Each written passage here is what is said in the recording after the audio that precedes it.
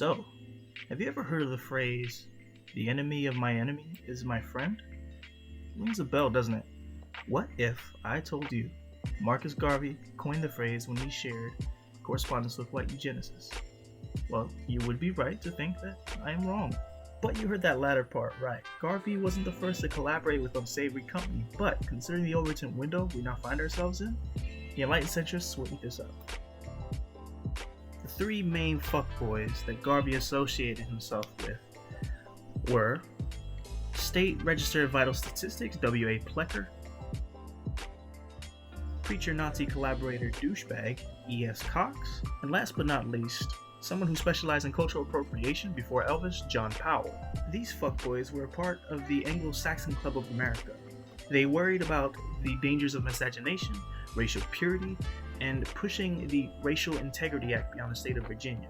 What was the Racial Integrity Act? Basically, the government cockblocked interracial couples, made people separate but equal, and severely enforced the one-drop rule. Also, involuntary sterilization. So here is where Garvey fit.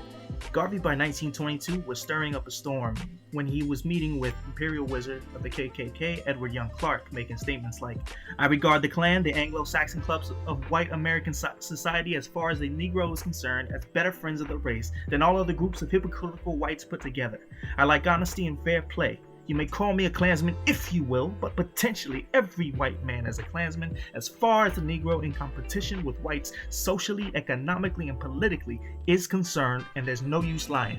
By the time the Virginia fuckboys got involved with Garvey, he was in jail for mail fraud. Becoming pen pals, Garvey wrote some amicable things about the ASCOA, such as, "Members of the Anglo-Saxon clubs are honest and honorable in their desire to purify and preserve the white race, even as we are determined to purify and standardize our race. We, the two organizations, should work together for the purpose of bringing about the ideal sought, the purification of the races, their autonomous separation, and the unbridled freedom of self-development and self-expression.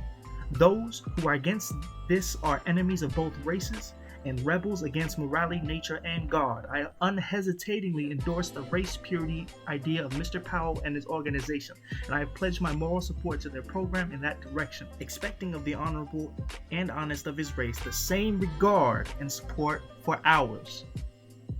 But this marriage of convenience did not last long, but it's important to note both parties want to keep their races pure and repatriate African Americans to the continent their forefathers descended from. Eventually, the eugenics movement petered out. Powell died of old age, Cox got whacked out by emphysema, and Plecker thankfully got hit by a car. The consequences of Marcus Garvey's coalition bore little fruit for the black community in the United States. The enemy of my enemy is something we should all be wary of. You see, in his exile amongst other black activists, he was seen as out of touch and conservative in his views.